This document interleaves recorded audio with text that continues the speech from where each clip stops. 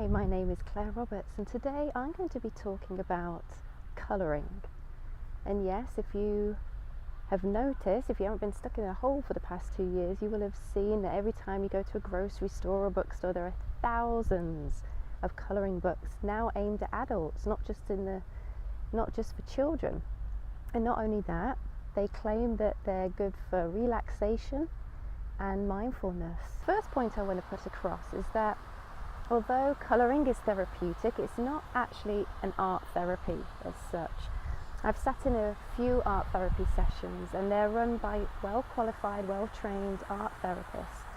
And it's not just about colouring within the lines. It's very open-ended, using lots of different materials, not just books, and normally following an actual theme, maybe in a group setting, maybe individually.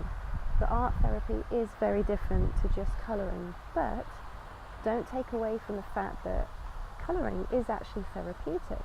My second point is that colouring induces mindfulness, and that is a good thing. And it does that by promoting focus. You have to focus on what colours you're going to do. You're focusing on colouring within the lines. So when you're focusing on something, that's called mindfulness.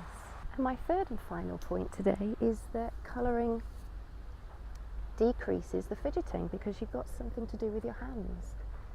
If you notice people who are anxious, they tend to fidget. They might, if they're feeling self-conscious, get out their iPhones, start scrolling through things, or may do something else with their hands like smoke.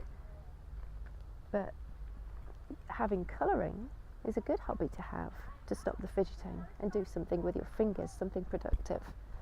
Now, it has been shown that colouring activities can reduce your heart rate, and that can only be a good thing when it comes to reducing your anxiety, because when you get anxious, your heart rate goes up, and that starts a whole heap of symptoms that we don't like, that our body tries to get rid of. It's Colouring Book Day on August 2nd, so there's absolutely no excuse not to try it.